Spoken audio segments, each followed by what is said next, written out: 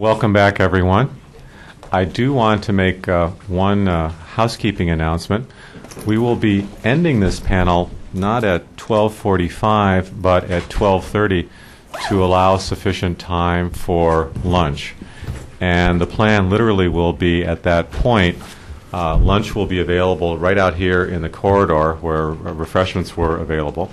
And you're free to come back in and join colleagues over conversation and simply use this room for the lunch. And then we'll have our concluding session after that at 1:30. So we'll be bringing this session to a close at 12:30. One of the themes that is increasingly emerging as our conversations continue are roles not only for binational institutions and federal governments, but sub-federal institutions, states, provinces, localities. And this session, this panel, is expressly devoted to state, provincial, and regional roles. And as I mentioned yesterday, there are many of these. They are hard to chronicle and fully understand. They are complex. They take many forms, are in a constant state of shift and change. And we have three really expert presenters to take on different aspects of this, although we could clearly do a separate conference, and I'm not proposing this, David, but just with no note, we could do an entire conference on the sub-national dimensions of trans-border governance. We'll hear presentations momentarily from colleagues to my left. Deborah Van Nyneten from Wilfrid Laurier University on environmental cross-border regions and the Canada-U.S. relationship building from the bottom up. Donald Alper from Western Washington, transboundary environmental governance in the Pacific West. Philippe Leprest from Laval, along the domestic foreign frontier, Quebec, and the management of the St. Lawrence River Basin. We'll be taking different looks and slices at this sort of subnational and regional component, and among other things, demonstrate that transborder governance truly crosses the entire border. We're really spanning the continent, going coast to coast and spending some time in the central regions as well. This is not the only panel that does it, but it really, really underscores the tremendous span of in many possible ways.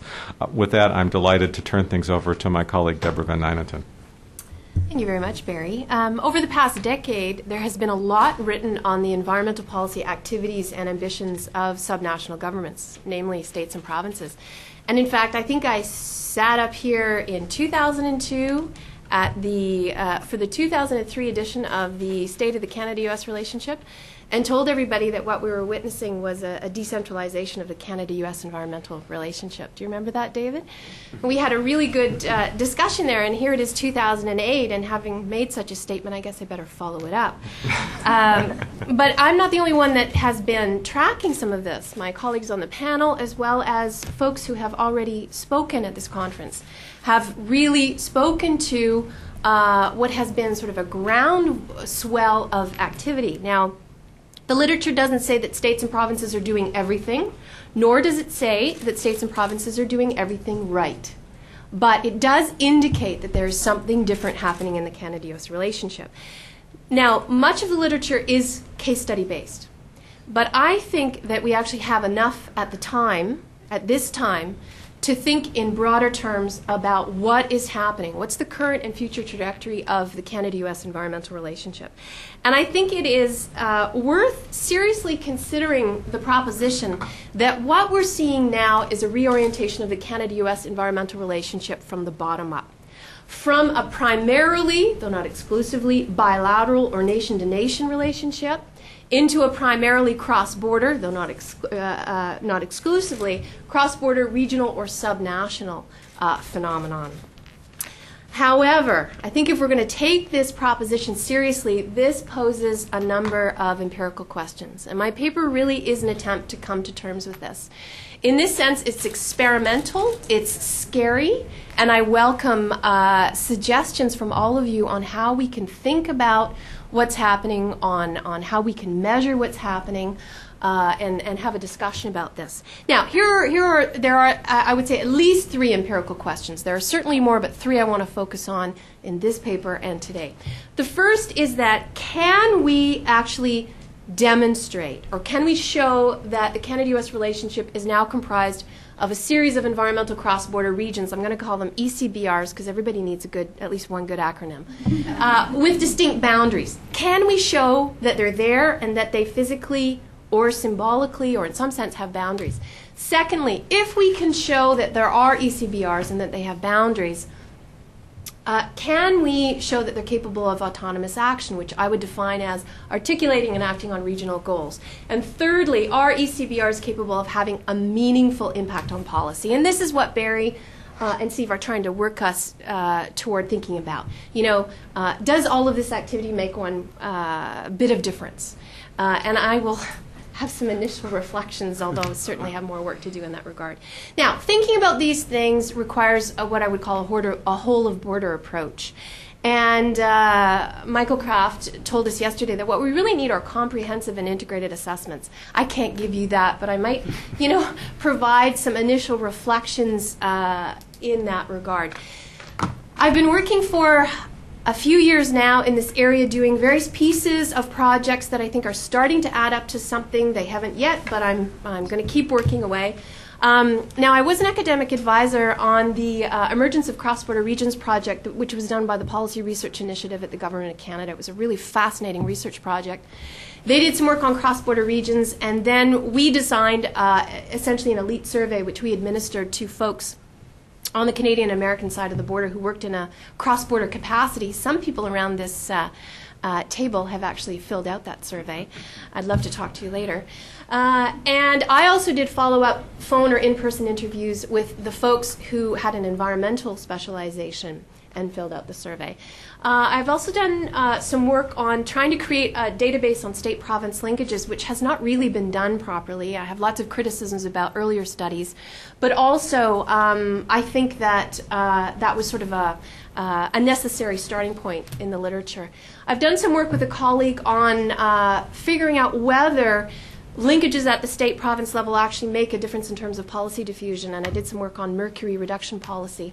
And I have some ongoing work with another collaborator that looks more broadly at transboundary cooperation in North America and compares the Canada-U.S. with the U.S.-Mexico border. Okay, so question 1, very briefly, and there's lots of too much detail in the paper. I'm just going to hit some highlights and we can talk after. Okay, if we're thinking empirically about demonstrating the presence of distinct ECBRs, how the heck do we do this? This is a really tough question. And I try to do it 3 ways. So I'm going to reflect briefly on looking at natural attributes and how they might form the core of environmental cross-border regions. Secondly, I look at self-perceptions, or perceptions of people who live in the region and what they think about their region. And thirdly, I try to map the governance imprint. So that's my sort of linkage work, which I have published elsewhere. Now, one obvious means might be to focus on ecological attributes.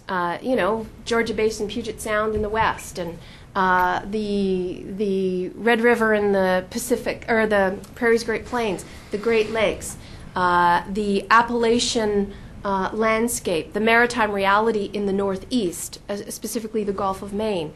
That seems to make a lot of sense. Now, it's tough to do this, though, because for anybody who's tried to track ecosystems on the border, there is no formal classification scheme that is consistently recognized across the border. Now, the IJC helps us out a lot here because, it deals with the rivers, watersheds, et cetera, but that doesn't take all of the natural attributes into account. However, this problem of defining the natural boundaries of environmental cross-border regions is somewhat less problematic if those actually working within cross-border regions agree on the boundaries and think that in setting the boundaries you have to take ecological attributes into account. Now, the Policy Research Initiative, they did some work on on cross-border regions. They measured economic ties, trade links. They had a whole bunch of data factors they took into account there. They also measured cooperative linkages. It was more anecdotal than what I did. One reason I undertook what I was doing was because I thought, because it was something the PRI had not done. And they have some fabulous and very careful work on culture and value, attitudinal stuff based on the World Value Surveys. And they concluded that cross-border regions are primarily a subnational regional phenomenon composed of different states and provinces straddling the U.S. Canada border. They found 4 major cross-border regions: the West, the Prairies, Great Plains, Great Lakes Heartland, and the East. Okay, and they said there's some jurisdictions like Alberta, Quebec, they straddle to cross-border regions. Now, you will note there is no reference to environmental attributes in their definition of cross-border region. Now, first thing we did when we designed the elite survey that we administered, we said, react to this. What do you think? Do these cross-border regions accord with your reality? The vast majority said, yeah, more or less, both in terms of the definition but also in terms of the boundaries, but lots of quibbling about whether Alberta's in the Pacific Northwest or whether Alberta is really a prairies jurisdiction. Is Quebec really in the Northeast or is Quebec in the Great Lakes? Lots of quibbling about the periphery, very little quibbling about the core jurisdictions in the regions. BC, Washington in the West, usually also with Oregon. Prairies provinces, that was difficult. I'll get to that in a minute. Ontario and the Great Lakes states in the Great Lakes, and then you had the New England jurisdictions with Nova Scotia and New Brunswick. So lots of agreement on sort of the core jurisdictions. As soon as you get out a little bit more flexibility. Now, the next thing they put on the survey, because I forced them to, was asking them, what is important to you in terms of defining the boundaries of your cross-border region? And we had this huge debate about, I wanted them to include shared ecosystems. They also wanted to include locational factors. I think that creates some confusion in terms of what that means, because that also has sort of a physical, natural attribute aspect to it. But you'll see that lots of people think shared ecosystems, and people from across, although especially in the Great Lakes, think that shared ecosystems and also locational factors are important. Only economic exchanges were more important. So the physical, ecological stuff was more important than cultural similarities and historical links. And then we asked them for verbatim comments, and we got things like, a cross-border region should be defined by its environmental reach. I really like that term, by the way. I'm going to use that. And it's unfortunate I can't attribute it to all these surveys, of course, were anonymous. The physical presence of the watershed is key, and that was in reference to the Great Lakes. The West cross-border region is tied by the shared Puget Sound, Georgia Basin watershed airshed. And, of course, those don't necessarily overlap, by the way. A great quote from a Northeastern respondent who said, environmental factors define the boundaries of the Northeast region. This is a cross-border region which shares an environmental strategy based on the reality of cooperation to deal with shared environmental issues. And this person actually went on to say, it's not the ecosystem per se. Okay? It's this larger environmental reality that helps us define our region. Now, the other way that you can do this is actually looking at the governance imprint. And so some of this earlier work that I did looked at all linkages between provinces and border states, or what I call border region states. So I included Oregon, California, and then Mass, Connecticut, and Rhode Island in the east. And looked at how they paired up in terms of the number of linkages. And I have a very hard definition of linkage. In other words, if there's a handshake agreement, I don't count it. There has to be, real something attached to what I would call a governance linkage. And what I've done here in this table is just, here are the states and provinces with the greatest number of ties. Thing to note right off, the clusters are the Pacific Northwest and Great Lakes. There is another cluster in the Northeast, a smaller number of linkages, a cluster nonetheless. The Prairies, Great Plains, not really on the map. To show this in another way, this is a little confusing, but what I did is merely group, and I was playing with the boundaries a bit. We can talk about that later. But I looked at the average number of governance linkages per pair within the regions grouped as such. And what you can see right away is New England has a small number of linkages per pair. Great Lakes has by far the most. The Pacific Northwest, more than the Northeast, but not nearly as much as Great Lakes. What's interesting is that I categorized all of the linkages in terms of being bilateral ones or multilateral ones, meaning 3 or more jurisdictions. What you can see right away, New England has fewer linkages, but they are multilateral. So you got a few linkages, and they encompass everybody. okay, or almost everybody. The Great Lakes, this is a really mixed picture because you've got Ontario has bilateral linkages with everybody, all 8 Great Lakes, and then you have a few multilateral linkages, but the balance is tilted towards bilateralism. The Pacific Northwest, very bilateral, and that reflects the very strong central BC-Washington state relationship there. Now, Prairie's Great Plains looks like they've got just a few agreements and they're multilateral. That's not the case. If you look at the database, what it shows is that the Prairie's Great Plains jurisdictions are drawn into larger multilateral Western, like the entire Western set of jurisdictions. They're drawn into the Great Lakes or they're drawn into the mid-continent corridor states. They don't associate with one another. So, very briefly then, I think there are 3 core ECBRs that are developing. I would stress that, developing. The Pacific Northwest, a Great Lakes heartland with Ontario and the 8 Great Lakes states, and New England, which would include Quebec and 4 maritime provinces, as well as the 6 New England states. But I would also include 3 subregions that straddle these. And those subregions, I think, are unique and bear more. I should spend more time looking at them. At the present time, I think they're mainly consist of bilateral arrangements that reflect, environmental developments and difficulties on the periphery. And of course, the Manitoba, Minnesota, North Dakota. You can guess what all those bilateral arrangements are about, since we spent so much time on Devil's Lake yesterday. Okay, so given the fact, I think there are developing environmental cross-border regions. They do have boundaries that are firm enough to identify core membership, and then I think they're flexible enough that the membership on the margins will change according to the issue. And I had a fabulous interview with somebody who said, look, in the Great Lakes, if you're talking about invasive species, you include Quebec. If you're talking about air transport, air deposition, you're going to move your frame a little further to the Midwest. Okay? Second question, are environmental cross-border regions capable of autonomous action? Again, how the heck do you measure this?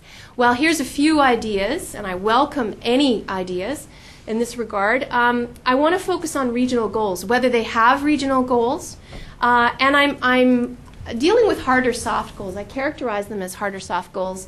For states and provinces, hard agreements are not an option. They don't sign treaties. So we're talking about we're in the realm of soft agreements anyway. But I think we can talk about regional goals being hard or soft in terms of their specificity. Is there a target? Is there a timeline? Are there reporting and accountability requirements? Do they include everybody? And the maturity of governance institutions, how long have they been around? And I have the data for that.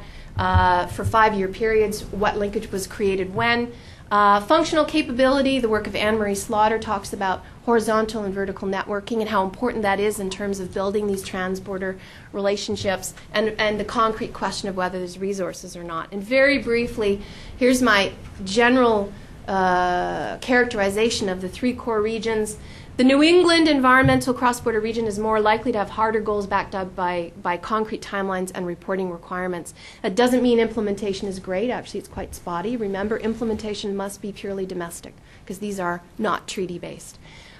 Shared institutions there are quite mature. They're regionally integrative. That is that they include everybody. They exhibit some vertical capacity and horizontal capacity. They have relatively sophisticated committee systems, show a higher level of policy ambition relative to the other 2 core ECBRs. And they've been very successful, relatively speaking, in terms of getting funding from federal governments and even from the North American Commission on Environmental Cooperation. And that, I think, says something. I think that's linked to the more concrete targets, reporting, and timelines. With the Great Lakes, I think the dominant feature, and we've talked a little bit about that, is fragmentation. There is no regionally integrative framework. You have a complex array of organizations, many of which are quite mature, quite sophisticated, with better science and technical capacity. If you look at FTEs on some of these organizations, I mean, you're certainly looking at a much stronger situation, and some experience with horizontal and vertical networking, but it's very fragmented. And if you look at the relationships between some of the linkages, which also should be something I should spend more time on, that's difficult. There are 2 major complicating factors, I think, and that is the tendency toward bilateralism okay, and that militates against sort of some of the more multilateral efforts, but also the much larger federal presence. I don't mean to suggest that the federal presence is a problem, but it is a complicating factor for subnational governance in terms of regional integration. If the federal government isn't doing it, there are jurisdictional, symbolic, and institutional difficulties for actually having a regionally integrated framework at the subnational level. The Pacific Northwest, the institutions here are less mature. Many of them are created after 1990, which is very different from the Northeast. The Northeast has had institutions since the 1970s. They're less elaborate. The exception, of course, is Penware here. Vertical and horizontal capacity is developing. The federal presence is actually stronger in the West than it is in the Northeast. Not nearly as strong, of course, as it is in the Great Lakes. And initiatives have less specific goals. I would say that they're more management or process oriented. Let's get together, let's talk about how we can have a compatibility of actions, but less specific in terms of deadlines, timelines, reporting, etc. Okay, very quick, few thoughts on whether environmental CBRs have a meaningful policy impact. I would argue that there is evidence of goal convergence in environmental cross-border regions, and I think that's because, and we've talked a little bit about that, because issue framing and goal formulation is increasingly taking place in transboundary realms. So it's not surprising that we see a convergence over time, especially in the Northeast, but also in the other core environmental cross-border regions on specific environmental issues like mercury reduction, like some air quality issues, even some work on climate change, as well as some work on water, habitat stuff. Policy instrument choice, this is a tougher nut to crack. A lot of us are familiar with the literature that indicates that policy instrument choice is much harder, is much more domestic in its orientation towards institutions and change. There's very little research on this. I did do a study, as I noted, on mercury policy diffusion, and I did find some evidence of increasing convergence in mercury policy instrument choice, but only in that's only in one case study area. So if we're talking about the need to do other cases, this is one area that we need to focus on. Policy outcomes, very difficult. What evidence do we have on that? I would say one reflection here is that it is clear to me that provinces are doing things they would not otherwise have been doing without having membership in these cross-border organizations and being pushed by American states. And I will argue rather strongly that it is American states that push Canadian provinces to do things. So I think a lot of the direction of the influence is northward. A few thoughts. Subnational cross-border environmental governance is one of our new realities. So Barry, I think, talked to us yesterday about, do we have a new governance reality for the next century? Yes, we do, and it's already happening. It has already happened. So what does this new, more decentralized governance regime mean for us? I think we have achieved some success in terms of environmental policy innovation activity at the subnational level, and I think that success is because a lot of this stuff happens under the political radar. It's not as political, and you have a quiet role for what Barry called meso-level officials. But those meso-level officials are very careful to have political endorsement at regular intervals, like annual meetings or whatever. And they often get federal support. And this is the thing that is the clearest hint to me. Federal officials are smart, and they see that something's happening, and they support it. And there has been considerable support by federal agencies into some of these initiatives at the subnational level. However, and here's the big however that we have to think about, there are asymmetries among environmental cross-border regions in terms of the capacity for autonomous action. Now, do we need to address that? And if we do, then how do we? Because you've got really different things happening in different cross-border regions. And what happens when we have an issue like climate change, which requires a much broader approach? And you have cross-border regions doing different things as they are now. So what does this mean for environmental outcomes? And I'll stop there. Thank you very much.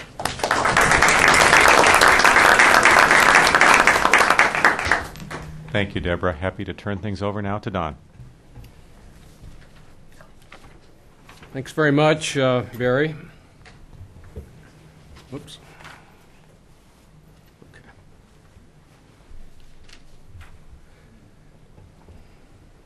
My presentation is perhaps more of an exploratory look at what is actually going on in terms of environmental governance in the Pacific West.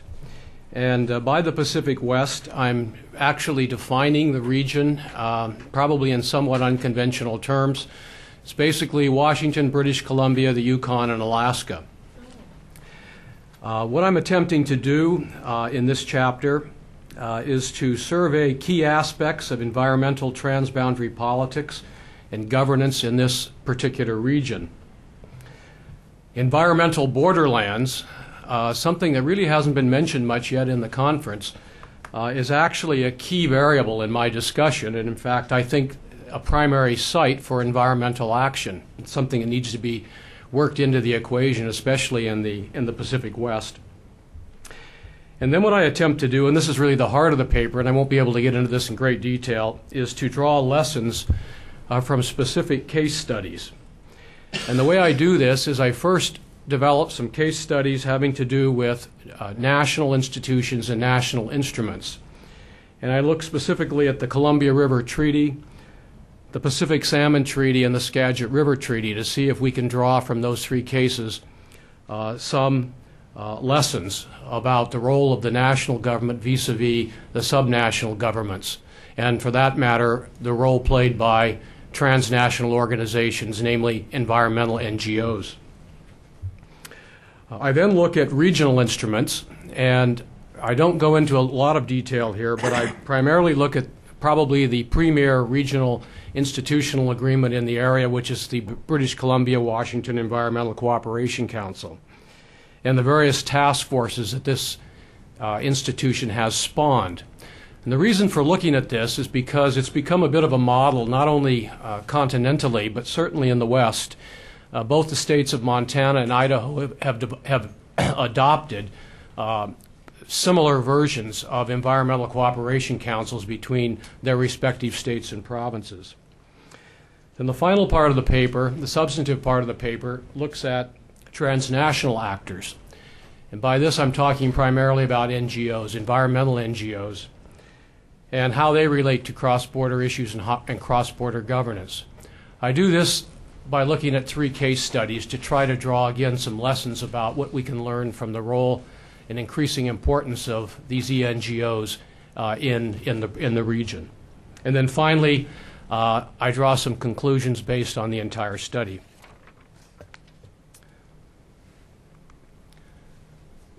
First, with regard to environmental borderlands, as I mentioned, I consider these to be the primary sites for ecological politics, but not the only sites. Borders give rise to conflicts, but they also provide opportunities for collective action. So borders really have a kind of Janus face to them. On the one hand, they are the source of conflicts, but at the same time, groups and organizations, and particularly NGOs, have been able to use borders to leverage cooperative action. In the Pacific West that I'm talking about, it's the environmental borderlands that are particularly rich in natural resources and natural features. In fact, the richness of these borderlands is what has caused so much political attention to the issues associated with them. I divide the environmental borderlands in the Pacific West into four ecoregions. The first one I call the Northwest Coast Transboundary Watersheds. And you can see this is not the greatest map. Looks better in the paper than it does up on the slide, but essentially what this area refers to is the northwest coast of British Columbia, Alaska, and the Yukon. You may be able to see the international boundary there. Those larger, heavier lines indicate what are considered to be major transboundary ecosystems. And when you look at this map closely, you begin to realize that most of the territory up there, in fact, does cross the international boundary, and most of the important ecosystems are transboundary in nature. The second environmental borderland is what I call the Georgia Basin Puget Sound bioregion. This is the area, of course, in the lower mainland of British Columbia and the northwest part of Washington State, the sort of Seattle to Vancouver Cascadia corridor, which has received probably the most attention, and most people know something about this area. The third borderland region that I'm looking at, or ecoregion that I'm looking at, is what I call the Cascade-Okanagan Range. And this is the area that roughly runs from the coast of Vancouver to the Canadian and U.S. Okanagan valleys. And what's particularly interesting about this cross-border borderland region is that, as you can see in the diagram, much of it has in fact developed into either protected areas or parks, many of which cross the border. In fact, this now is the largest area of protected areas adjacent to one another in North America. So there's enormous interest in terms of preserving and protecting and further developing transboundary governance practices and processes which will further protect this area. And then finally, and this one is a little bit problematic because it's so large, but I had to get it in there. My fourth borderland ecosystem that I'm dealing with is what we call the Columbia Basin. And of course, the problem with this is it deals with 7 states and 2 provinces. So it's far beyond really my particular scope of attention in this paper. But nonetheless, it's important because one of the case studies, of course, is the Columbia River.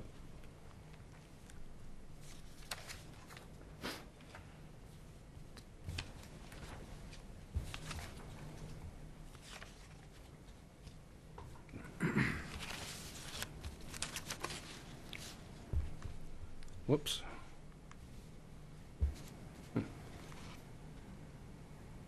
Okay. After discussing the nature of these cross-border ecosystems in the paper, I talk about how national instruments as well as subnational instruments have been utilized to deal with cross-border environmental problems. I picked 3 case studies, and of course necessarily they have to be quite brief because these are all three of these are huge issues. But the 3 are the Columbia River Treaty, the Canada-U.S. Salmon Treaty, and the Skagit River Treaty. And without getting into the specifics of these cases, let me just make a few very, very brief comments. And this was mentioned earlier in one of the earlier presentations, that when the Columbia River Treaty, of course, is primarily about hydropower and flood control.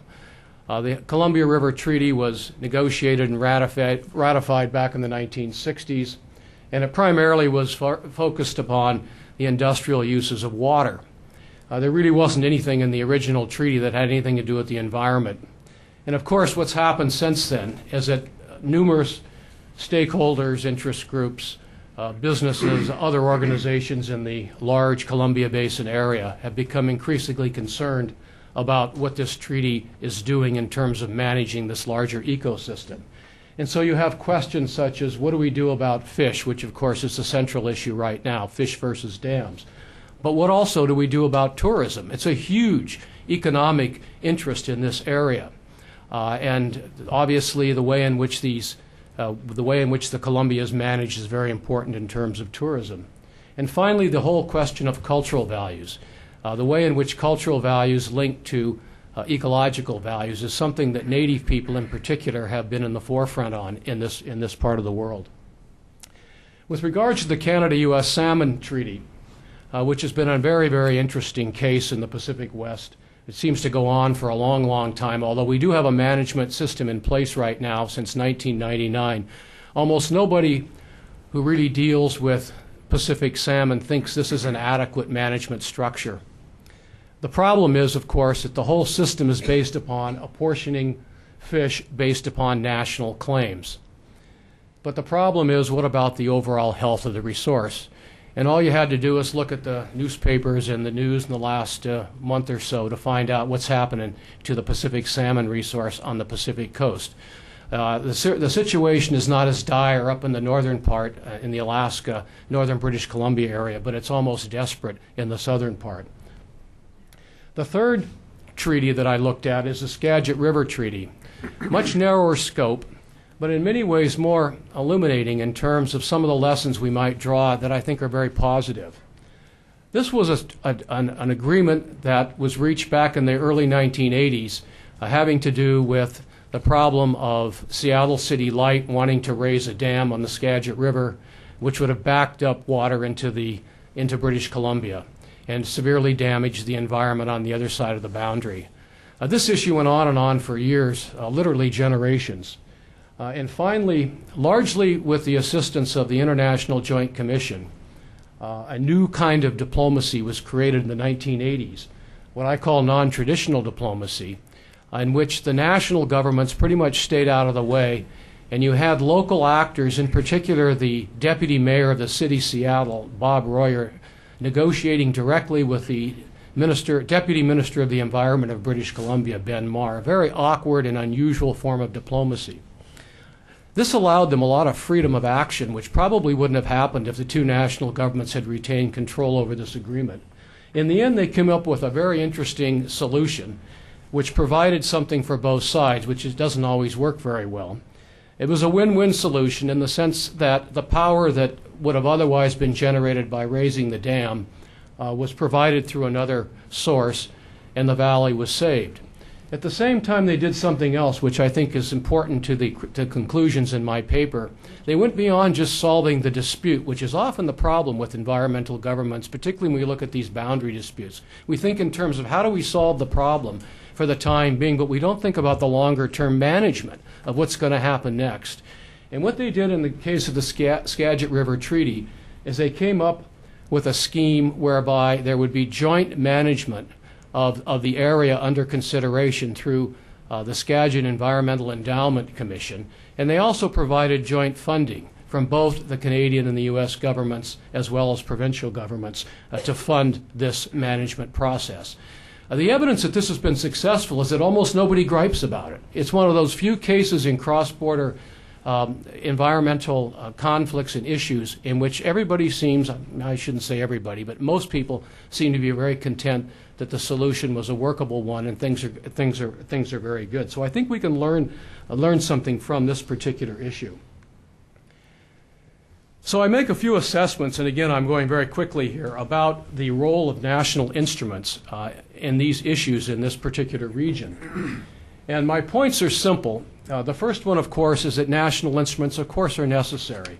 They're given, really, because these issues, whether it's fish, whether it's power from the Columbia River, these issues are border spanning. They have to do with marine freshwater systems, forests, and airsheds, which aren't simply enclosed within a particular spatial area. They cross borders, they cross jurisdictions, and therefore the national governments must have some role. At the same time, there's a problem. And the problem, I think, is that most of the national efforts that are involved, of course, involve the role of national diplomats, state sovereignty, and other considerations related to national governments. And thus, state interests often get too heavily involved, I think, in these issues and sometimes complicate the outcomes. Also, I find that when national governments are heavily involved, it's often the case that competitive political interests, usually industrial or economic interests, become very much involved in terms of winning and losing. And this will complicate the negotiations and often make for difficult outcomes, which really focus on the environment itself. So as I point out here, the kinds of results that you often get when states become, or national states become too involved, is what are called distributional outcomes, which typically come up with winners or losers, but don't often solve the problems for the environment. And then finally, a third problem having to do with too much involvement by the national level instruments is what I call the accountability deficit.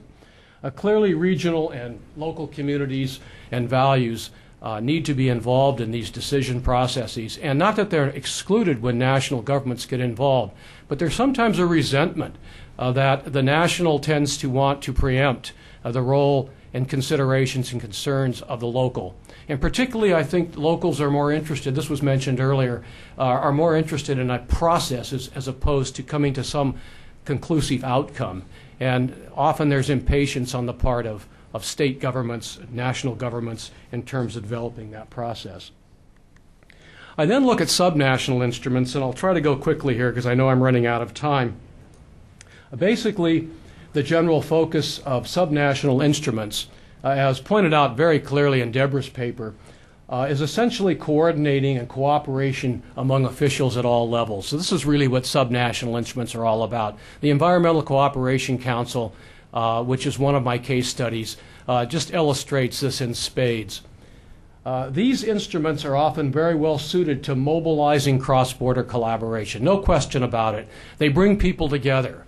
Their forums become very important in terms of not just governmental people, but also the various stakeholders, including NGOs, although they could do more on that score.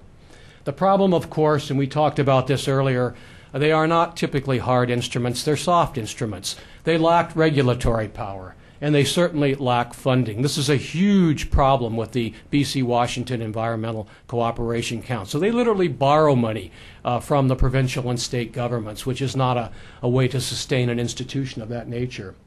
They've had some success, I think, in depoliticizing binational, particularly marine quality issues, by transforming these issues into policy issues which are more approachable via scientific methods. This is an important point, because often these issues start out as heavy political problems. And when you get an organization like the BC Washington Environmental Cooperation Council involved with their scientists and their experts and the NGO people as well and the other stakeholders, suddenly you see a transformation occurring in which the scientific nature of the issue becomes very predominant, and that tends to not get rid of the more political, competitive nature of the issue, but it tends sometimes to sort of submerge it a bit. And that's, I think, been an important contribution. And finally, I think in terms of the legitimacy question, there is a problem with these subnational instruments. Again, going back to my case study of the BC Washington Environmental Cooperation Council, there is some legitimacy questions going on here. Are these instruments really guided by agents of civil society and the market economy? There's been a lot of criticism that it's too much government agency people, too much prominent NGOs like the Sierra Club, and not enough sort of penetration into civil society. You know, where's the role of labor, for example? Not enough penetration into the economic sector. What do you do about business groups and manufacturing associations and so on? So this has been a major criticism of the operation of these subnational instruments. The third section of the paper, and I'm sure I'm running out of time, but deals with the involvement of transnational actors. By transnational actors, I'm talking now primarily about powerful NGOs. And what I do is I look at three cases to try to sort of glean from these cases what we might be able to learn about the contributions that these powerful NGOs might be making to transboundary environmental governance. The three cases are the Taku watershed issue, which has to do with a mine up in the northwest coast in British Columbia, which has been stalled for many, many years because of concerns that the pollution from the mine will end up in the Taku River, which runs south 40 miles and crosses the international border and drains into the Pacific at Juneau, Alaska.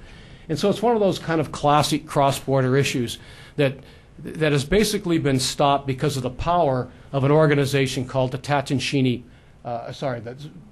power of an organization called the Rivers Without Borders, which is a huge environmental group which is composed of something like 60 NGOs, has tons of money that comes from not only Canada but the United States, and increasingly has kind of a global footprint. The Tachinchini International campaign is one of the classics I suppose, of NGO transboundary environmental history. Again, involving a mine up in the northwest coast area, stopping a mine from being built for the same reasons as the Taku case, having to do with pollution in the river, a river that's crossed boundary in nature, probably one of the premier river rafting rivers in the world, one of the most prolific salmon-producing streams in the world.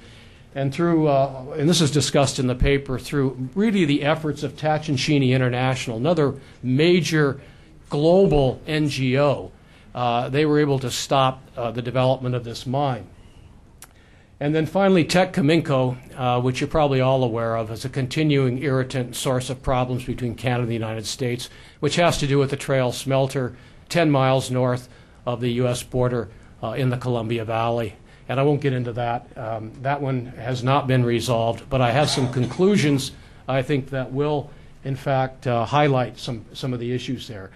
Quickly, with regard to the involvement of transnational actors, we're talking primarily about the way they use borders to leverage power. This is very important. Borders for them are critical because that's how they get international attention, and that's how they're able to mobilize not just forces within their own domestic jurisdictions, but international forces as well. And all three of these cases show that. They're all involved in high-profile public campaigns.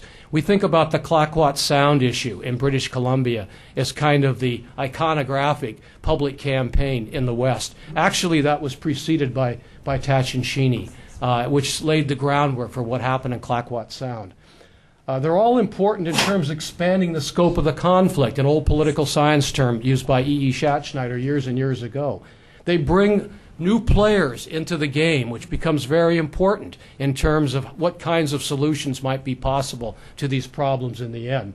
They contribute to the environment-culture nexus, very, very important to the Pacific West. You can't talk about environmental governance now without talking about the cultural dimensions of the environment. And that's not just with regards to Native people, that is tribes on the U.S. side and First Nations on the Canadian side. The cultural dimension goes much farther than that. And finally, however, these environment economic interdependencies tend to be weak. This is a problem with these transnational groups. They tend to be too segmented. They tend to be too siloed. They do not reach out enough to the economic sectors. And I think in terms of long-range solutions and management, this is a problem. Finally, the conclusions. To me, the issue of transboundary environmental governance is not a matter of national scale or local scale, but it's a combination of scales, and that's what I try to reveal in my paper and my case studies. Secondly, I think there's one big problem that comes out with the use of national instruments, or too heavy of a reliance on national instruments, is that they function too much as what some of the literature refers to as liability regimes. They're too much interested in picking winners and losers. The goal should be, on the contrary, to nurture what the literature calls preventative regimes, which is to say regimes which attempt to prevent harm from the time from before it ever happens, and obviously regimes that are proactive in terms of long-term management. A third conclusion is that ecological issues are intertwined with social, economic, and cultural issues. Absolutely critical point. Management decisions at whatever level, whoever is involved, must reflect this reality, and I don't think they do that very well.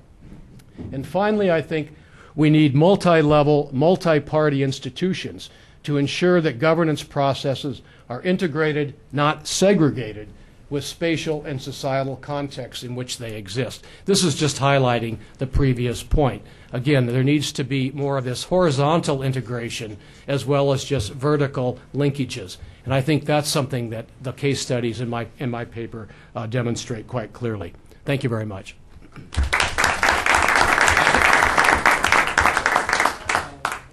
Thank you very much, Don. Philippe? Thank you, Barry. I'm glad I'm sitting as far away from you as possible, but I'll keep to the time. So, I don't have any salacious story for you here, except that we're dealing with an odd couple, and we're talking about the federal and government and Quebec, and of course there is no love lost between the two. This is a work in progress designed to identify more promising avenues for research, of course, and it's mostly based on the secondary literature.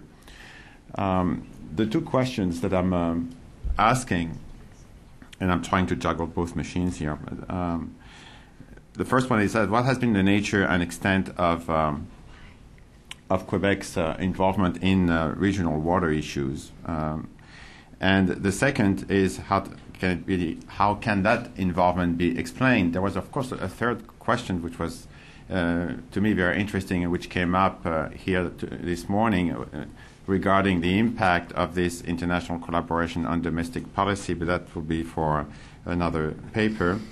After recalling the context and describing the extent of Quebec's regional cooperation on water issues, I consider two explanations for Quebec's involvement. One stems from interdependence theory, i.e. those links that force Quebec to cooperate more closely with its neighbors.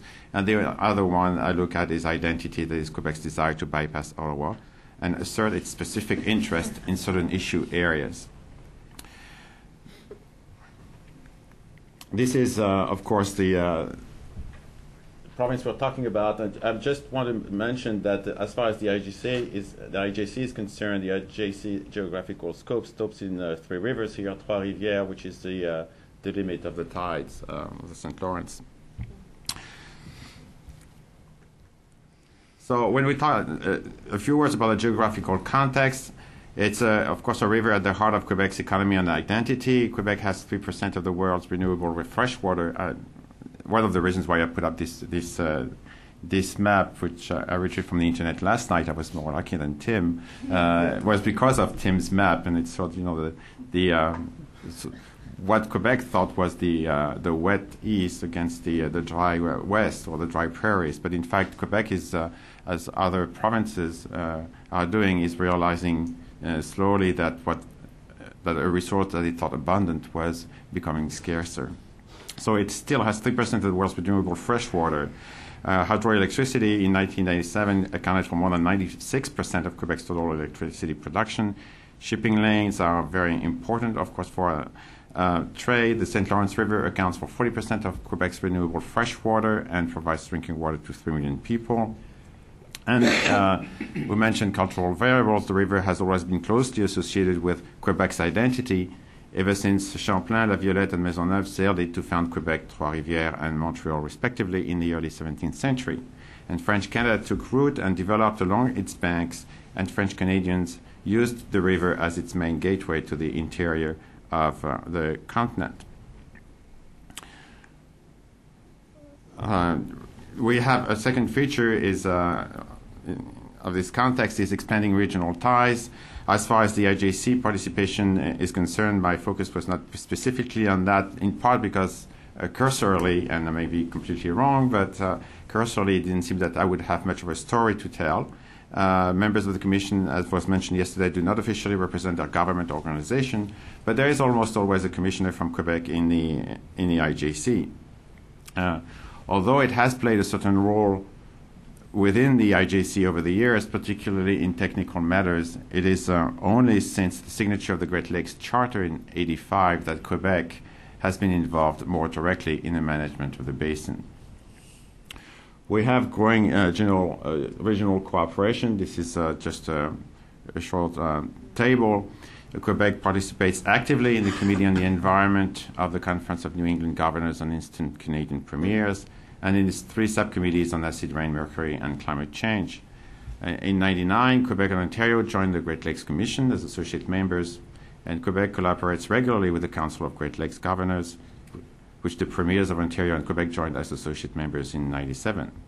And Quebec has taken part with observer status in some working groups of the Council, and currently it is closely following the activities of the Aquatic Invasive Species Task Force, actually.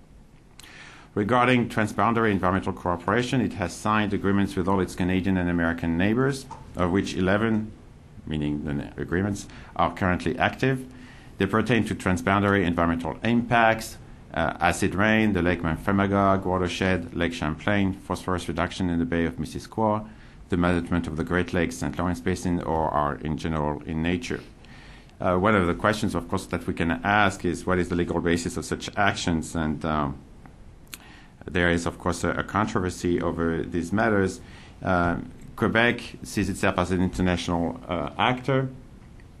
This activism is based on what has been called the Gérin-Lajoie Doctrine of 1965, which has governed official thinking in this area, regardless of the party in power. Whether we have the Parti Québécois or the Liberals in power, it's about the same.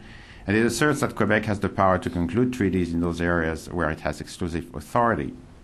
Successive Quebec governments have accordingly considered it their duty to claim the international extension of their spheres of authority and have considered such agreements to be real treaties under international law. And on the basis of that doctrine, Quebec has passed laws designed to enable it to assume its international responsibilities. These laws cover agreements signed by Quebec, Quebec's participation in international forums and in international organizations such as UNESCO or the Francophonie, and agreements signed by Canada in areas where Quebec has exclusive authority. Let's say Biodiversity Convention would be one of them. Since 2002, any important international commitments undertaken by the Quebec government must be submitted to the National Assembly, whether signed directly by Quebec or require Quebec's assent for its implementation. Accordingly, Quebec has concluded more than 550 international agreements in the last few decades. 300 bilateral agreements with nearly 80 countries are in force today. Quebec has more than 30 delegations, offices, or local agents abroad, and it has given its assent to more than 30 agreements signed by Quebec Canada in its own spheres of constitutional authority. I won't dwell on the internal dimension, which some people know a lot better than I do, just to recall that water is a shared responsibility under a divided authority. It's a responsibility shared by Quebec and Ottawa, particularly in the case of the management and use of water. And although under the Articles of the Confederation, provinces own their natural resources, Quebec also grants that, and this is a quote from an official document, water is a complex reality that often falls under two jurisdictions, and it accepts Ottawa's involvement in research, particularly as it pertains to the St. Lawrence River.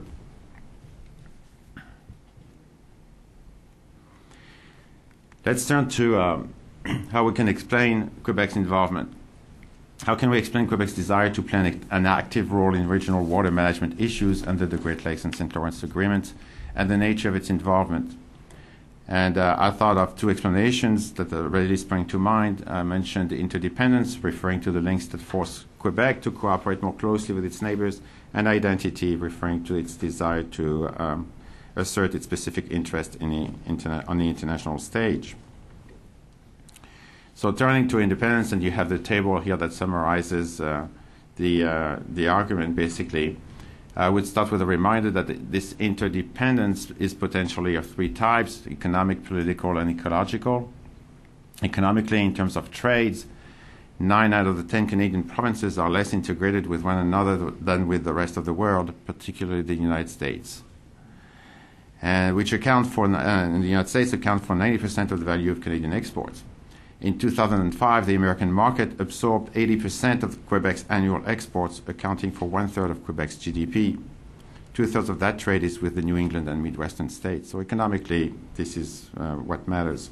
Politically, Quebec is part of a federation characterized by interprovincial cooperation against the central government and interprovincial competition for policy autonomy and economic resources. Moreover, the New England governors and instant premiers, according to Czech, at least, do not consider the other side of the border to be quite foreign, quote unquote. And ecologically, Quebec lies downstream from a common watershed and borders 4 American states, sharing a water boundary with 2 that are regulated by the AJC, New York and Vermont. Now, if this approach were useful to explain Quebec's international involvement in the management of the St. Lawrence Great Lakes, one should be able to show a number of things. So that's why you have a certain number of propositions on the left-hand side. That's the effectiveness of Quebec's water policy regarding the St. Lawrence watershed depends on cooperation with its neighbors, that existing transborder cooperation networks have facilitated the emergence of cooperation in new issue areas pertaining to the management of water, that Quebec involvement is a response to perceived external threats to the management of its water resources, or that Quebec's involvement is a response to the mobilization of transnational coalition. And of course, I think 2 of those could probably be merged, and the evidence will be not available for some of them. So is the effectiveness of Quebec's policy dependent on cooperation with regional actors? If interdependence were significant as an explanation for Quebec's involvement, it would mean that decision makers are conscious of Quebec's ecological interdependence and that they believe that the success of Quebec's water management policy depends on cooperation with other regional actors, both for environmental and political reasons.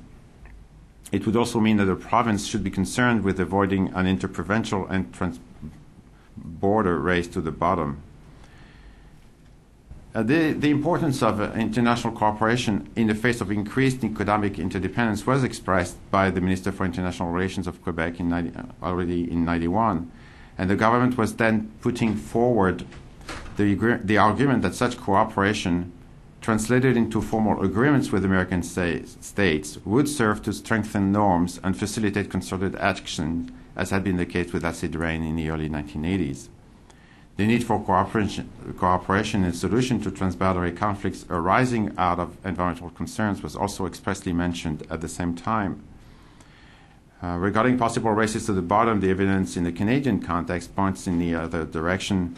Watershed management has long been in place in Ontario, whereas it was only in 2002 that Quebec formally implemented its new water policy based on that approach. There is thus greater evidence in this issue area, at least, that for a race to the top. And the episodes of water contamination in Walkerton or North Battleford heightened public sensitivities and led to more rigorous legislation across the land. And this adoption of tougher norms is directly linked to heightened public concerns.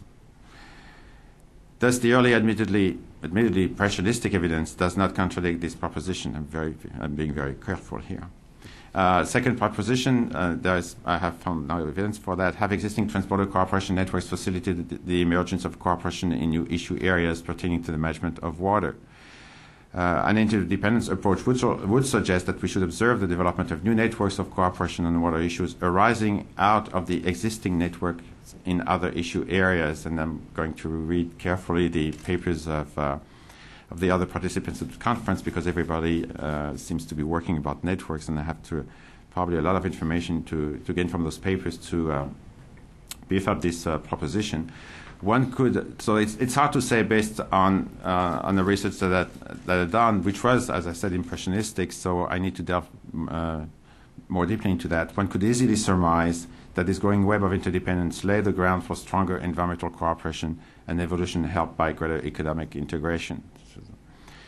Third, is it a response to perceived external threats and management of its water resource? There is a lot more evidence for that. If interdependence were a useful explanation, we would have to find that Quebec signed agreements in order to protect the St. Lawrence watershed from external threats such as water exports and transfers. So there is strong evidence to support this hypothesis. Whatever the legal case regarding the status of water as a commercial or public good, what is important here is the conviction, the perceived conviction, largely shared, that a threat exists and that provinces, in the case of bulk water exports, and provinces and states, in the case of derivations, have to guard against it. Renewed concerns over massive water exports gave new life to subnational talks to preclude them. I won't go into details. And these fears have also helped mobilize civil society, particularly in Quebec, with the emergence of the Au Secours Coalition. In connection with the revised 2005 Great Lakes St. Lawrence River Basin Sustainable Water Resources Agreement, both Quebec's Environment and Sustainable Development and International Relations ministers, as well as its premier, have emphasized the need to protect Quebec's long-term access to quality water in sufficient quantity, and that one of Quebec's concerns was to adopt new and more restrictive rules regarding water diversions outside the watershed. And indeed, given its downstream position, Quebec will be affected by the cumulative impacts of all upstream water diversions and consumption projects. And finally, for interdependence, a response to the mobilization of transnational coalitions, many organizations on both sides of the border work to protect the watershed or advance the interests of their users. They are found at all levels, as we've seen. Without more extensive research, it is difficult to show a causal relationship between their activism and Quebec's involvement, but it would equally be hard to deny that they created a context that facilitated such an involvement.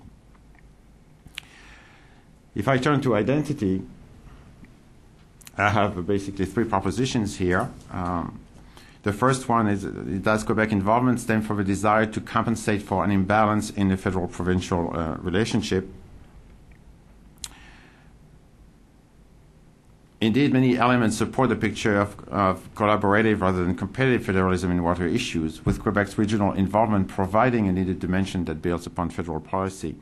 Ottawa admits that it shares authority over the management of water with the provinces and recognizes the existence and the legitimacy of relations between two provinces and several U.S. states regarding the management of the Great Lakes.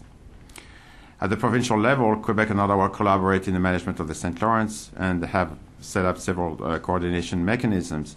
Yet tensions exist. The federal government is keen to develop a national approach to water issues in order, among other concerns, to promote coherence between national and subnational policies, as well as among subnational policies, and to show that Canada is united behind certain policy options. Tensions over the allocation of responsibilities in the management of water arose between Quebec and Ottawa in 1999, when the latter called for the implementation of a pan-Canadian strategy and agreement to prevent water diversion, including for exports from Canadian watersheds. Quebec rejected the proposed agreement. It agreed with the definition of the problem, but not the solution, of course.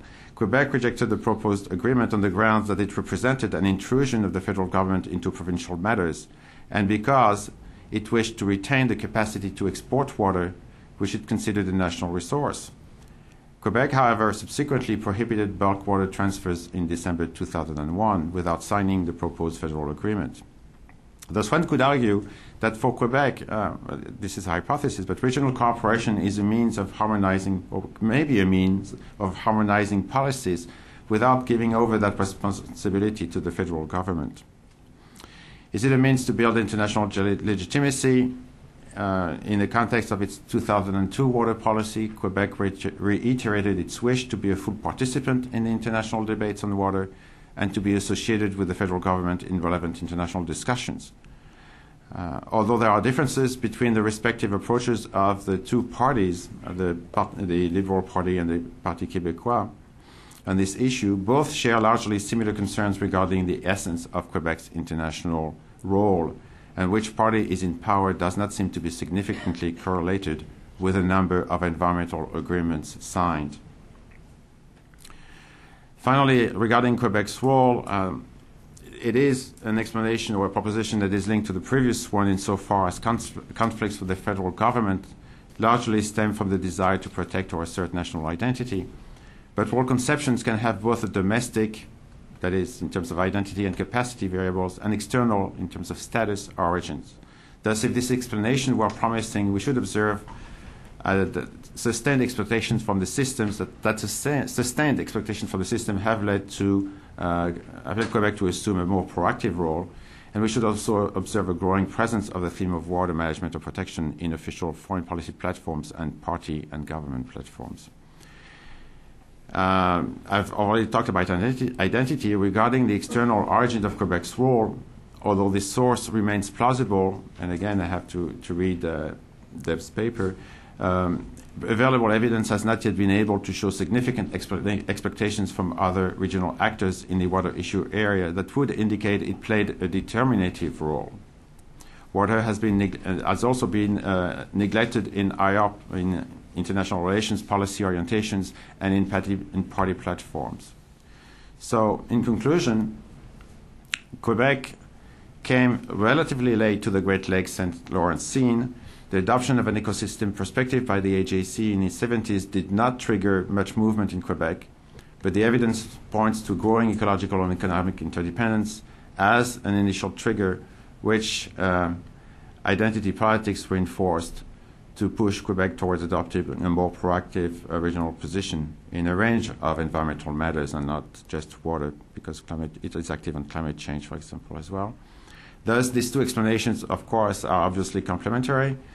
Indeed, it may very well be that Quebec joined the agreement mainly for reasons linked to interdependence, which enabled it to articulate a new role for itself at the regional level based on status and congruent with its identity aspiration. Interdependence seems a more promising explanation, since it explains both the nature and context, or it may explain both the nature and context of Quebec's regional involvement, whereas identity only may explain the propensity towards involvement, or, when it is instrumentalized, help gain domestic support for it. The lack of references to the international dimensions of Quebec's water issues contradicts the idea of a stronger sense of collective regional destiny that may have arisen from this regional cooperation and thus a transformation of identity. There is no evidence of an attempt to redefine Quebec's identity in regional terms. Quebec and its partners remain two distinct entities. So if identity is a facilitator, it also may become a brake to deepening involvement. Thank you. Thank you very much.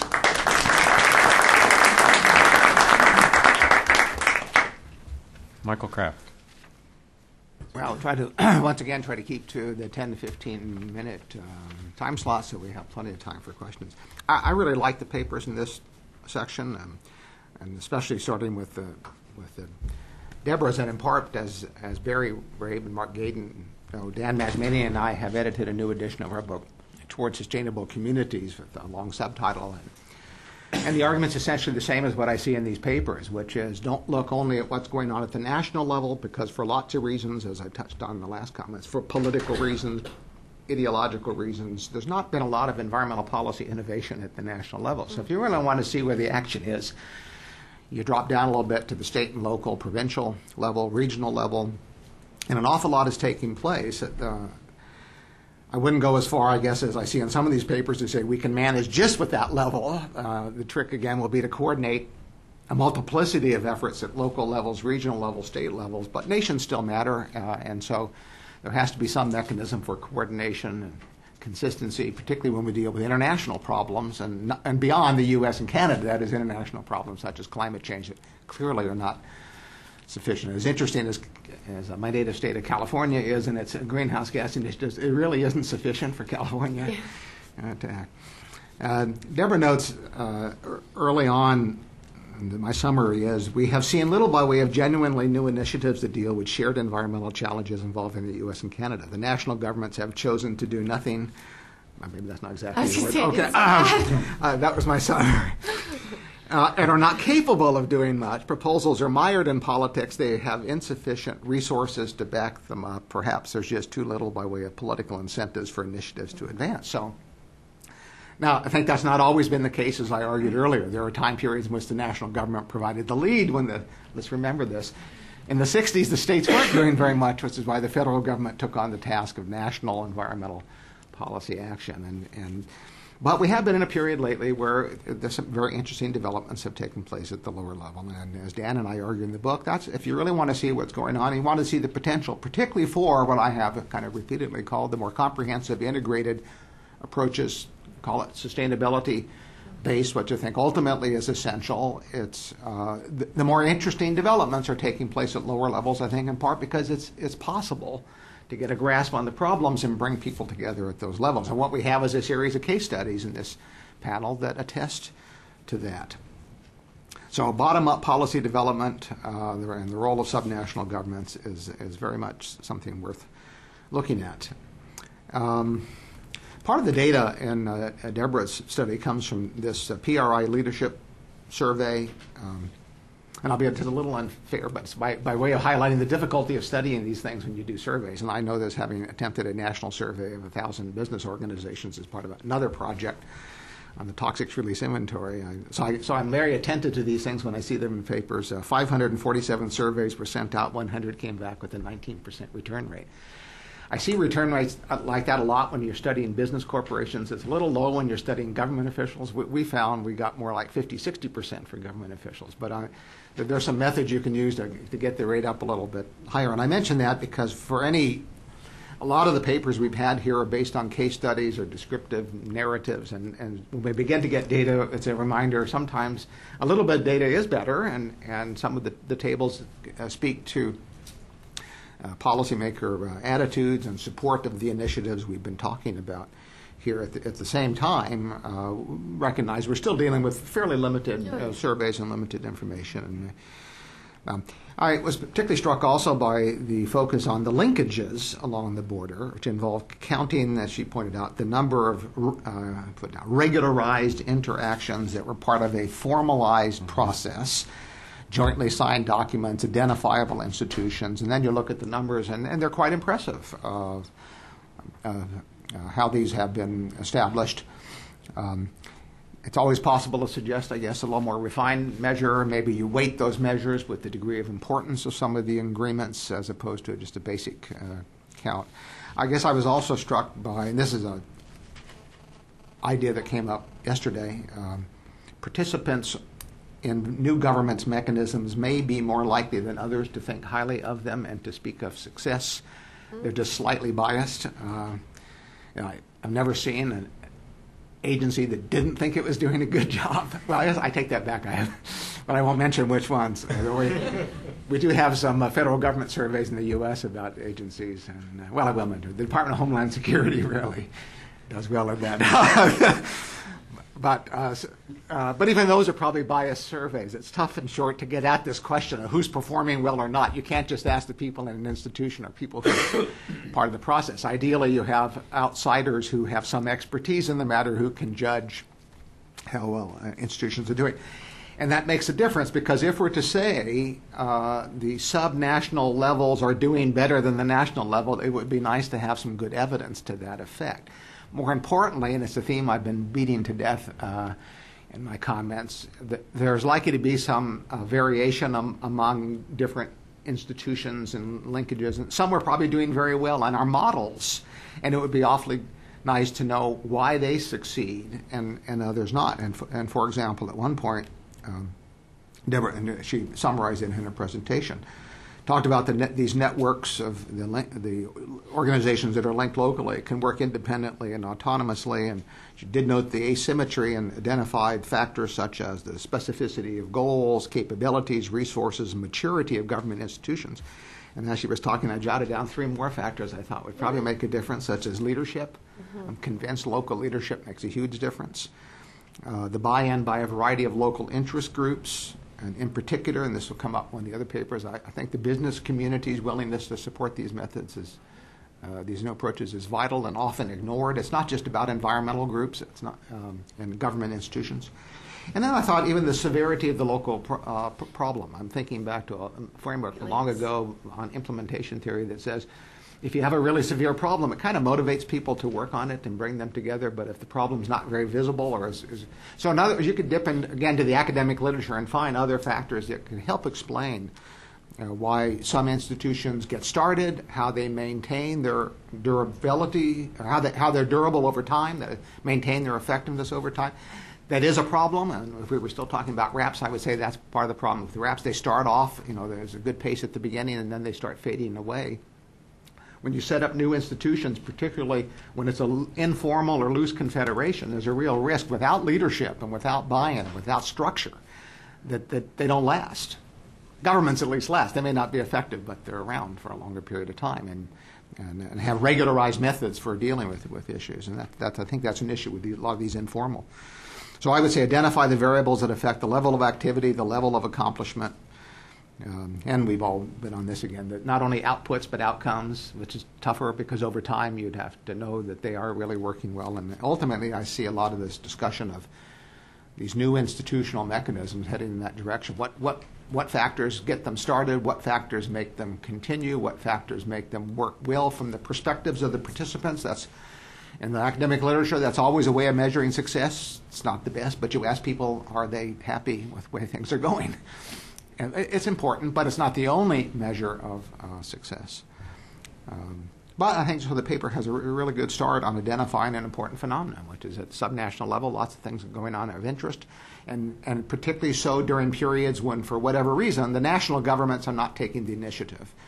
And if the subnational groups are doing this, and as we discussed in the earlier session, if there's some way of those ideas being, as Bill Lowry put it in his paper, if those ideas can then be transmitted, the experience is shared with others, then you have an even greater potential to bring about substantial change through these informal processes. Donald's paper deals with, again, another case study of a regional multiple ecosystem ecosystem regions and the activities within them in the Pacific Northwest. He describes the transboundary issues in the regions, the structures, the networks of cooperation, particularly in terms, and he uses the word exploratory to describe this. And what he's getting at is an emerging set of institutions that are still evolving and how they can enhance transboundary environmental governance and make it more effective. And being from the West, I understand this comment that the West is different. I guess every region would say we're different. The Midwest is different. The Great Lakes states are different. The West is distinctive. And one of the arguments he makes is precisely the physical locale. They're distant from the national government. And that does make a difference, I guess. They may be a little more inclined to go independently because there are not as many national figures that go through the more remote areas. But also notes the different economy, the different culture. One can certainly see this in a state like California. What's the estimate? If California were a nation, it'd be the 6th or 7th largest economy in the world. It's hard to think of California as just another state when you put it in those terms, and it's hard to think of these western regions as just like the rest of the country or like any other state. So different culture, and that clearly applies to Quebec, different culture, different traditions that make a difference. Strong environmental ethos, and there's a reference in the book to Ernst Kallenbach's Ecotopia book, and the notion that the Pacific Northwest has always been a little different. Some would say a little kooky, but certainly a very strong environmental ethos. My brother lives in Seattle, so I can identify with part of that. And here again, I guess I make the point, the focus is on the emergence at the local and regional level of these cross-border interagency processes, the involvement of working groups, NGOs, various problem-solving efforts. So very similar to Deborah's argument. And again, I'd ask not only how they emerge, but how they mature over time, how they remain over time, remain functional over time, and of course, ultimately, what they achieve over time.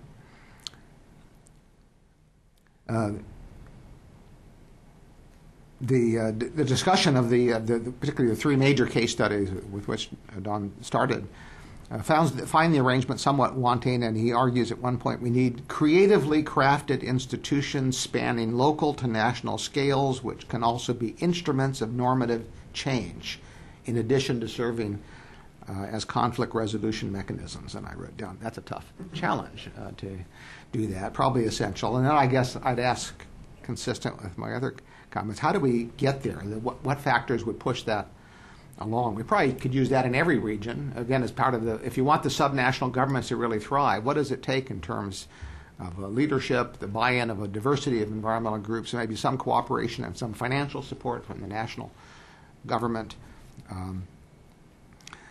particularly some of the newer arrangements, the Environmental Cooperation Council, the Western Climate Initiative.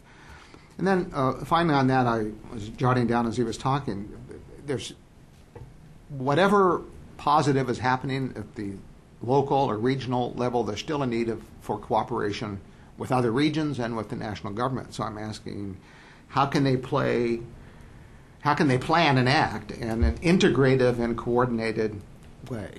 There's a tendency, and I've seen this in my own region and state, there's a tendency for local groups just to deal with local problems as though they're disconnected from the rest. And the next paper we're talking about Quebec, its own culture and independence and foreign policy and relations and so so there is a tendency, not just with Quebec, but with other regions, to kind of go their own way. And so ultimately you come back to you have to connect with the regions around you and ultimately the nation and the world. And so there's a need to think about larger institutions that can integrate and coordinate some of this. And particularly for in the West, I think because of its environmentally sensitive tradition, even more so maybe than elsewhere, to make sure that there's a buy-in by a diversity of groups. Again, if we're talking about sustainability, and a couple of the slides up there noted that, remember, we're talking about environment, economy, culture, society, and to me in particular, it means a lot of environmental initiatives really have to have a strong buy-in by the business community to succeed. Otherwise, you're pitting one interest against another, and at a time where the economy is already not in great shape, so it's tough to make an argument that could further diminish jobs or hurt economic development. And I'm not sure what it takes to get industry buy-in. It's, in local cases I've looked at, everybody always says that, and the business community essentially pays no attention, is not interested. It would be a significant effort to make sure they're not excluded. And I've heard again, John Austin's work on the Great Lakes makes it very, very clear you absolutely have to appeal to business interests in terms of what environmental restoration or sustainability initiatives or whatever we want to call it, how they will improve the business opportunities and make life better for everybody and not be a threat. Otherwise, it's very tough to do that.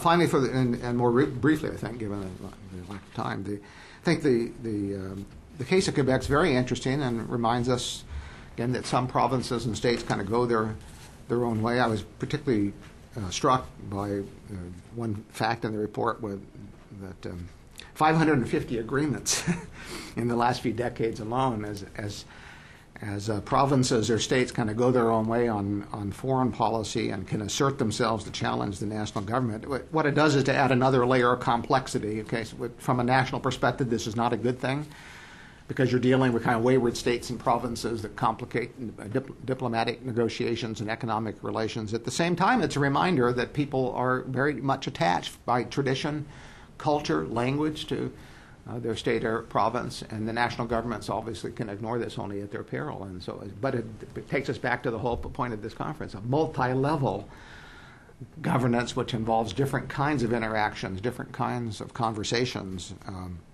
A lot of the paper again deals with some detail of the history, geography, as we went through it here, and I guess finally, as a reminder, the paper nicely comes back to this notion of identity and independence. In the United States, in the political science literature, we use the phrase identity politics to capture some of this.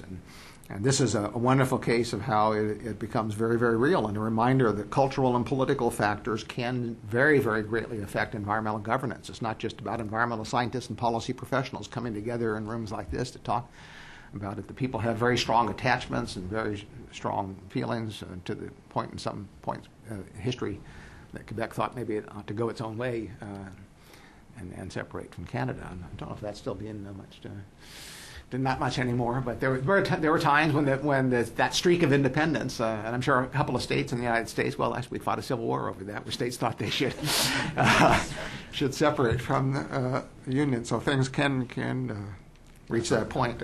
Alberta will go its own way before Quebec does. Yeah. So I'll stop there so we have time for questions. As we debate the secession issue, as before we have some time for conversation, there are microphones available in the back, and so if you do raise a question, if you would be so kind as to identify yourself first. We're open for question and comment. Please. My name's Neil Craig.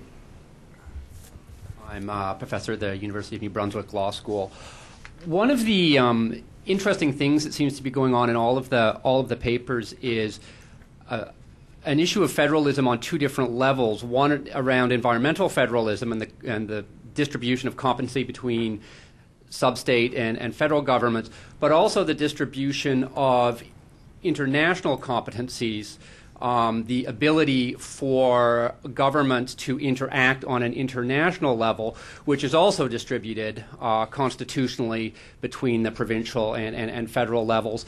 And I certainly think in Canada that ability is contested to some degree, certainly contested between Quebec's view and the rest of Canada. But I think Quebec's getting some allies in Alberta with respect to the ability of provinces to interact internationally, and I think the premier of the province was in this town last week talking about international issues as well. And the question I had in light of that was, and maybe to Deb, but to the others as well, is to what extent, if there's some agreement that this sort of multi-level governance is really the way in which we're going, is there evidence of this multi-level reality being institutionalized to some degree in some of these cross-border linkages?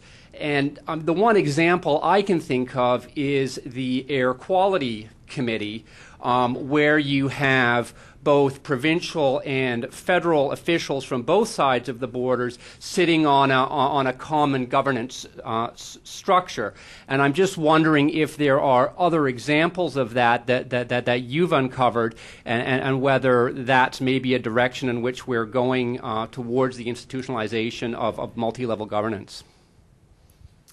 The short answer is yes, I have seen it. I actually did some work on the Air Quality Committee, and it's an interesting contrast to what is going on at the cross-border regional or the subnational level. In the Air Quality Committee, there is definitely provincial representation and, to a lesser extent, U.S. state representation.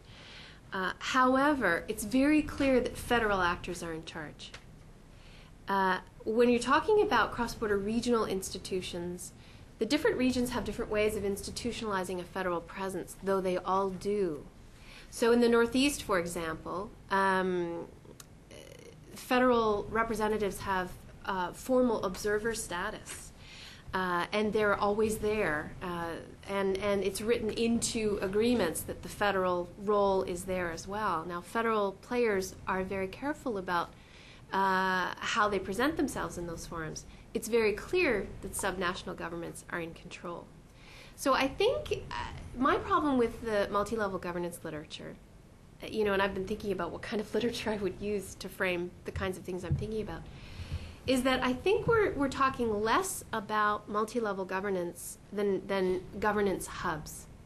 And I've been thinking about that a little bit, wherein the reality seems to be that you have things going on at different governance levels, but they don't emerge organically. One level of government takes a leadership role. So I think maybe we should start thinking about Canada-U.S. transboundary environmental governance as consisting of different hubs, where the other levels of government play a role in what each other is doing, but one is definitely sort of taking the lead. And that then poses certain questions about how you link those hubs up. And that's the million-dollar question. Gail asked it in the last panel. So we have all this stuff going on. How do we link it in a way that helps us to create a more comprehensive and, again, in Michael's word, integrated system or environmental management regime? So it is institutionalized. I think we should think about it a little differently. Stop there. I don't know if my colleagues want to say anything.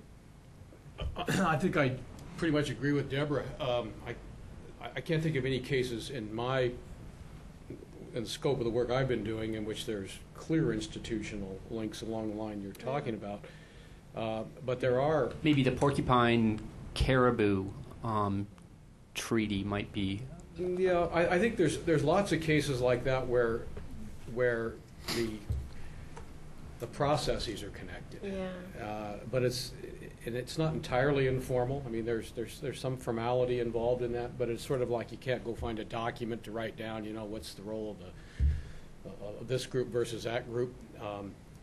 So that would be an example, I think, of one that may be closer to something along the lines you're looking. I'm thinking of in the Columbia River case, sort of under the rubric of the treaty, you've got a whole lot of organizations that have been created.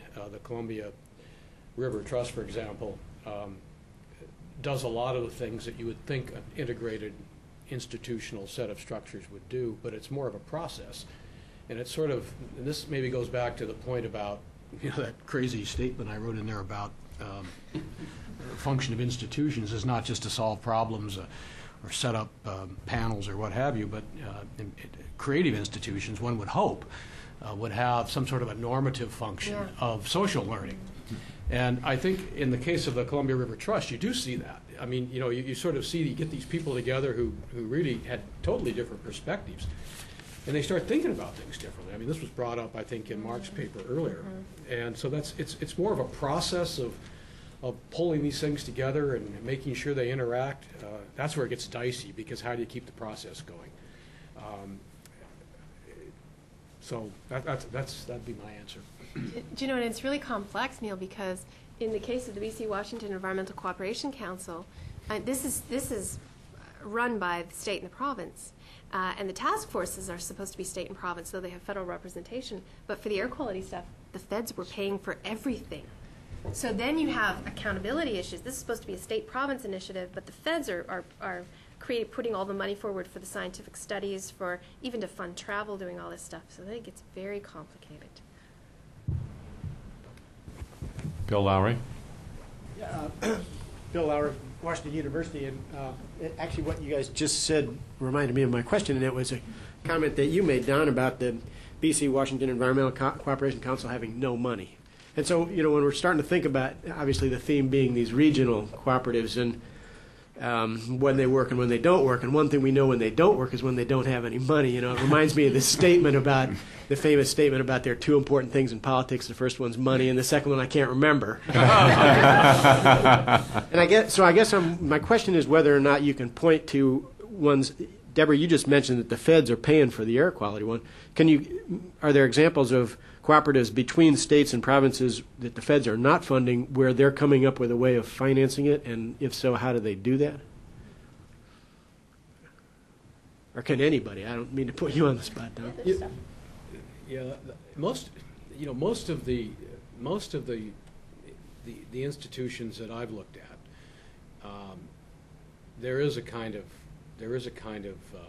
federal contribution of some kind. Mm-hmm. And when I say they have no money, what I mean by that is there's no sort of independent, annual line budget that BC and Washington have sort of set out to fund this thing in an adequate way. What they sort of do is they sort of borrow and beg, and then you find, for example, the Environmental Protection Agency on the U.S. side spends probably more money than anybody on the BC Washington Environmental Cooperation Council, even more than Environment Canada. And so it's this weird kind of sort of way in which they do this. I think that's pretty typical when it comes to these kinds of institutional operations, whether it's a kind of glorified sort of public-private like the Columbia Trust, or whether it's something more structured like the BC Washington Environmental Cooperation Council, sort of going around begging and cup in hand looking for money, and a lot of grants. Not so much in terms of the BC Washington Environmental Cooperation Council, but some of these other, like the intertribal groups that are in the Columbia Basin, they're always writing grants. So it's not a, and I think it's a real problem because there isn't a, and when you ask people at the provincial level, for example, to the BC Washington Environmental Cooperation Council, why can't you convince your governments? I mean, this is supposed to be some big model at the subnational level. Why can't you convince your governments to fund these things? And they say, well, they all get real excited until election time turns around, and then they suddenly realize that there are no votes on the other side of the border, and they've got other priorities in terms of worrying about their own problems, their own environmental problems on one or the other, either the state or the province. And so it's sort of like it's extra. If we can find a little extra money to throw to this organization, that's what we'll do it. Mark. Yes, Don, I'd like to ask you about the International Pacific Salmon Fisheries Commission, which was a highly successful intergovernmental organization that had two functions. One explicit, which was to divide the catch on the Fraser River between the Americans and the Canadians, because the salmon inconveniently swam through both the waters. And the other one was to actually create better environmental conditions upstream. And it was, it used to go from industry to industry and pulp mill to pulp mill, municipality to municipality, starting in the 1940s, telling them and showing them how to adopt environmental protection. And then it came the 60s and 70s when that function got taken over by specialist organizations, and all they were left with was dividing the catch. That's right. And they ultimately exploded because they couldn't agree, or the governments couldn't agree on how to divide the catch. Here we got a successful international organization with implementing jurisdiction, which exploded, which disappeared. And we've been talking all about organizations, about building organizations here, without. I'm wondering if you, in your paper, whether you have anything that you could add to why organizations fail as much as why organizations might succeed. Well, the organization still exists, but I don't. Still exists? Yeah, but and in fact they're in the process now of they have to go through this renewal process, but the problem is exactly what you said, is that suddenly people started to realize that just apportioning the catch in some sort of equitable way, which is their primary function, while at the same time, obviously, they have to pay attention to abundance and making sure the stocks don't die.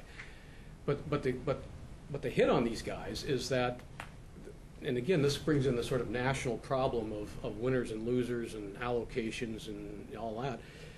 The hit on these guys is that they're so worried about allocating the catch in some equitable way, it's that the survival of the salmon is not being paid close enough attention to, and particularly when you get into things like the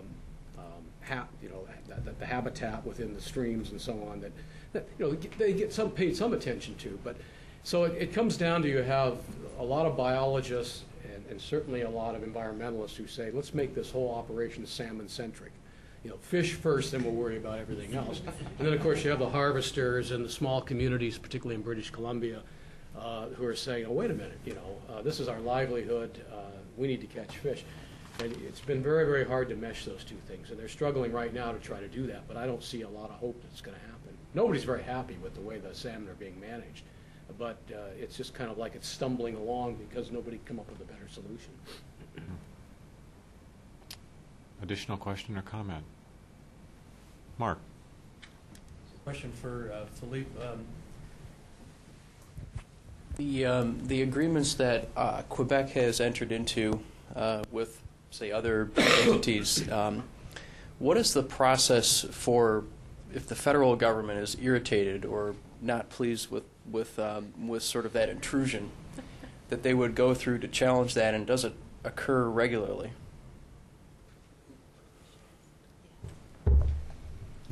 I think that I'm trying to think about it.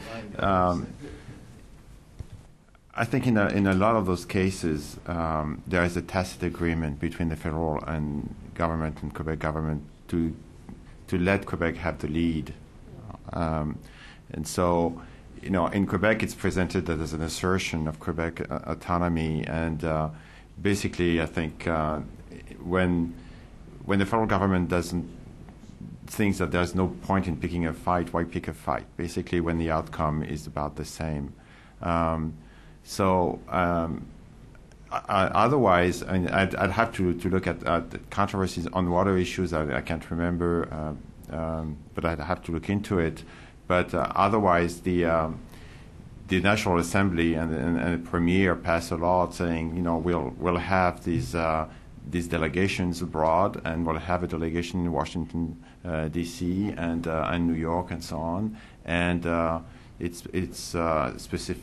It will go on as if it were an official representation, and what happens is that you have a lot of tensions, as all Canadians know, I guess, but a lot of tensions in Paris and in Washington between the federal ambassador and the Quebec representative, and with Quebec always asking for some recognition and to have the right, for example, to meet government officials alone and without the presence of the ambassador. So there are a lot of tensions like this, and it really depends, as I saw over the years, on whether or not on trust, basically, and on whether or not the Quebec representative or the federal representative sees the other as really pushing too far, basically. So a lot of interpersonal relationships are come into play, because over the years we've seen that go up and down, the tensions go up and down, at least diplomatically, with good relations. And under the Conservatives, it's going pretty well, since the Conservatives have recognized Quebec's right to have a permanent representative of the UNESCO delegation, on the Canadian UNESCO delegation.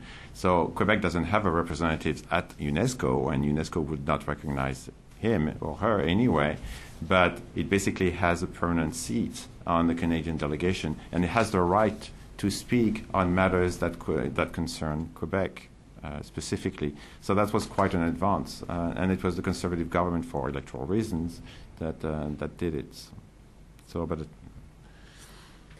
I'm tempted to ask the Commissioner how day 2 on the job is going, but I'll let him ask the question instead. I'm going to, there's some observations I could make and some I don't dare make in terms of of the development of the compact, but just a couple of observations on a theme, and that is we look at the formal relationships between federal and state and province in a lot of these activities, but in doing so, I think we miss some of what's really going on, and I'll give you two examples. The one historical, when the Great Lakes Commission was set up, when that went to Congress, it included the Canadians. And when it came out of Congress, the Canadians weren't any longer in it.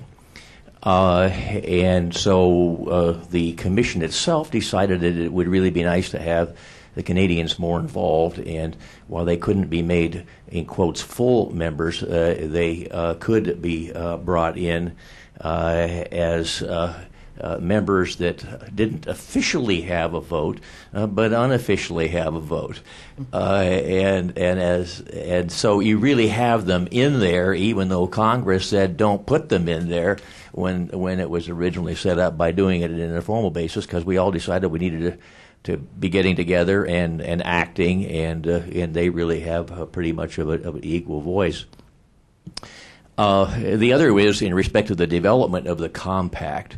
By the states and the 10-party agreement by the states and the provinces, there's no formal involvement of the federal government on the U.S. side, but we regularly consulted with the State Department and through a structure of bringing the staff together of the congressmen and senators from the Great Lakes states and keeping them aware informally. You didn't read in the newspaper of any meetings. No attendance was taken, but there was that linkage to make certain that we were all on the same boat, even though there wasn't anything formal that created that linkage. Comments and reaction. Thank you. Any further question or comment at this point? All right.